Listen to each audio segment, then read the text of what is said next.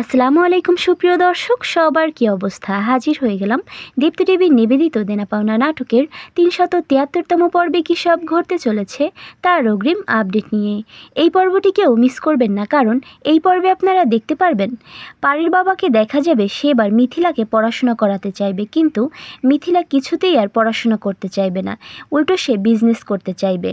সে মিতুকে বলবে এদিকে মামা রিটায়ার্ড করেছে, ওইদিকে পল্লবের একার টাকা দিয়ে যে সংসার চলবে না সেটা আমি ভালো করেই বুঝে গিয়েছি। মামা আবার আমাকে পড়াশোনা করাতে চাইছে, কিন্তু আমাকে দিয়ে এখন আর পড়াশোনা হবে না। তার থেকে যদি একটা বিজনেস করতে পারি তাহলে ৪-৫ বছরে সেটা দাঁড়িয়ে যাবে। একথা শুনে মিতু বলে উঠবে, মিথিলা তুমি এত চিন্তা করো না, তুমি চাইলে আমি তোমাকে হেল্প করতে পারি। আচ্ছা তোমার কী বিষয়ে বেশি ইন্টারেস্ট বলো তো? তখন মিথিলা বলে উঠবে, এখন আর কোনো বিষয় ইন্টারেস্টই নেই, এখন শুধু ভালো এই চুলাটাই জ্বালাতে পারি, আর কিছুই পারি না।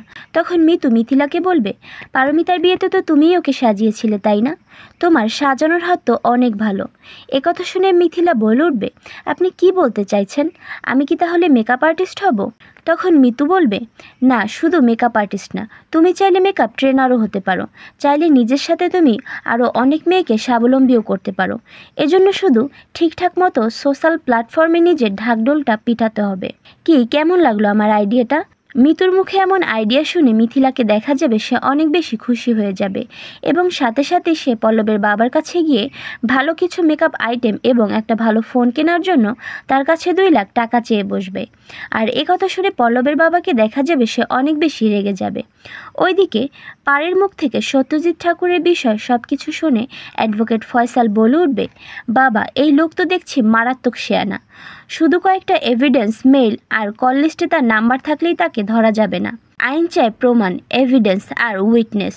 তখন পারি বলে উঠবে, আছে ফয়সাল ভাই আছে, সৌরভ আর আমি ছাড়াও আরও 3 জন আই উইটনেস আছে আমাদের কাছে।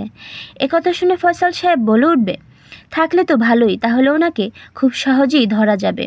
তবে আই উইটনেসের অভাবে সত্যজিৎ ঠাকুর কিন্তু জামিন পেয়ে যেতে পারে, আর একবার যদি কোনোভাবে সে জামিন পেয়েই যায় তাহলে কিন্তু সে আমাদের ধরাছোঁয়ার বাইরে চলে যাবে, তখন কিন্তু আর তাকে নিয়ে কিছুই করার থাকবে না।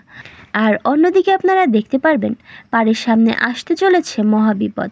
ফয়সাল সাহেবের সাথে সত্যজিৎকে নিয়ে আলোচনা শেষে পাড়ে যখন হসপিটালে সে রিপোর্ট আনতে যাবে তখন ডক্টর সাহেব তার হাতে রিপোর্ট দিতে চাইবে না, এবং রিপোর্টে কি এসেছে সে বিষয়ে তার সাথে কোনো আলোচনা করতে চাইবে না।